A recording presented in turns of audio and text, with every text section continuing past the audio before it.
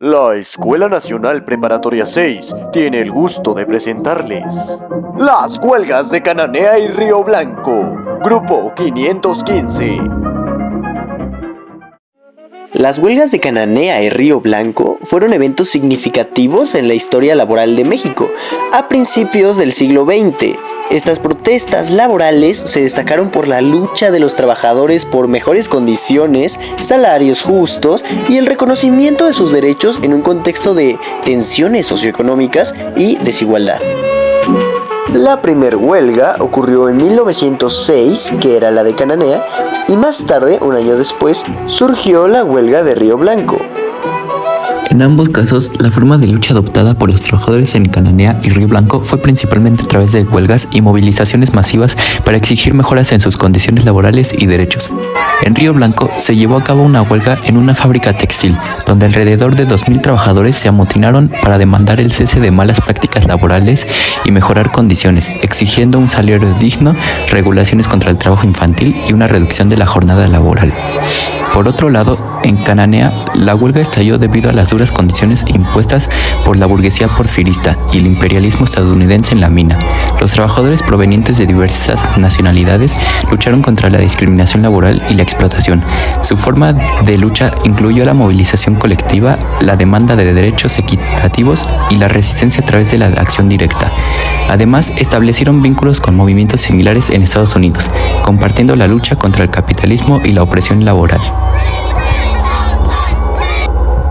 Iniciando con las demandas de la huelga de Río Blanco, las principales peticiones de los obreros fueron el mejoramiento de las condiciones laborales, siendo esta demanda crucial debido a las minas, al ser muy peligrosas, requerían medidas para proteger la salud de los mineros. La obtención de un salario digno y más alto, ya que consideraban que los ingresos que recibían no eran proporcionales a las ganancias que generaban para la empresa. 3. La regulación del trabajo infantil, mostrando la preocupación por las condiciones laborales de los jóvenes. Esto resalta la atención a cuestiones éticas y de derechos laborales básicos. Trato igualitario para trabajadores mexicanos. Jornada laboral de 8 horas.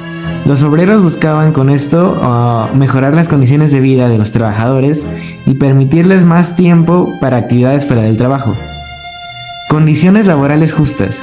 Los trabajadores exigían condiciones de trabajo más justas y a su vez humanas, como acabar con las prácticas abusivas de la administración y mejores condiciones de seguridad en la fábrica. El reconocimiento de derechos laborales como el derecho a la organización sindical para poder negociar colectivamente con la empresa.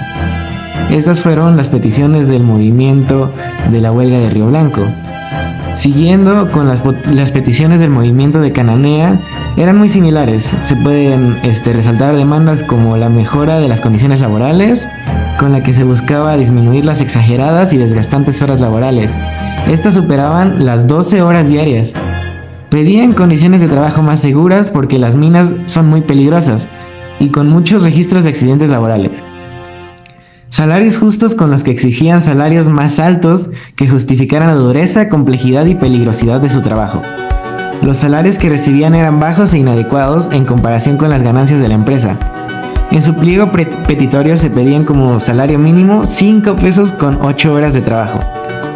La nacionalización de la industria minera.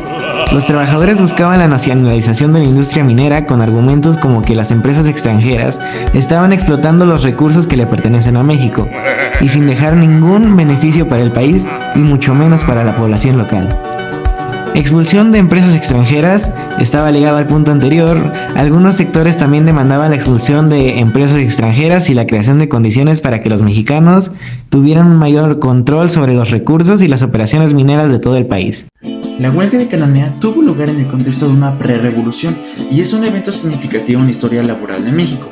La huelga comenzó el 1 de junio de 1906 en la mina de Cananea, ubicada en el estado de Sonora. La mina era propiedad de la empresa estadounidense Cananea Consolidated Copper Company. Este conflicto laboral fue un reflejo de las tensiones sociales y económicas de la época, donde los trabajadores exigían mejores condiciones laborales, salarios justos y el respeto a sus derechos. Además, se produjo en un momento en que México estaba experimentando cambios significativos, como la consolidación del régimen porfirista. A nivel internacional, la huelga de Cananea también fue influenciada por las condiciones económicas y políticas de la época. en la que las empresas extranjeras tenían un papel importante en la explotación de los recursos naturales en México. Este evento contribuyó a sentar las bases para el movimiento obrero y tuvo repercusiones en la lucha por los derechos laborales a nivel nacional e internacional. Por otro lado, la huelga de Río Blanco fue otro importante episodio en la historia laboral y social de México durante la época de la Revolución Mexicana. Esta huelga tuvo lugar en la fábrica textil de Río Blanco, ubicada en el estado de Veracruz, y se llevó a cabo en 1907. La fábrica de Río Blanco era propiedad de la compañía textil Compañía Industrial Veracruzana, CIB, que también tenía inversiones extranjeras.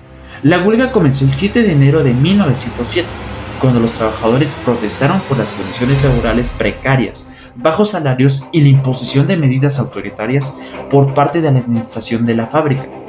La respuesta del gobierno porfirista fue brutal. El 7 de enero de 1907 se ordenó la intervención militar para sofocar la huelga. El ejército disparó contra los trabajadores, resultando en un trágico evento conocido como la masacre de Río Blanco. Muchos trabajadores perdieron la vida en este violento episodio. La huelga de Río Blanco contribuyó a la creciente conciencia entre los trabajadores acerca de la necesidad de luchar por sus derechos. Este evento también influyó en el desarrollo del movimiento obrero y en la lucha por la justicia social en México durante la Revolución Mexicana. ¿Cuáles fueron los logros de estas luchas laborales a principios del siglo XX? Bueno, la huelga de Cananea fue una lección de valentía y defensa de derechos, de lucha por la libertad, la justicia y la igualdad. Sirvió de inspiración a la causa revolucionaria y a los movimientos unionistas de ambos lados de la frontera, como modelo de insurrección contra el capitalismo. Fue precursora de otras huelgas mineras y laborales. De Cananea surgieron demandas que al triunfo de la revolución se convirtieron en leyes y se incorporaron a la Constitución Federal de 1917, como la jornada de 8 horas, el salario mínimo, el derecho a la asociación sindical y el derecho de huelga.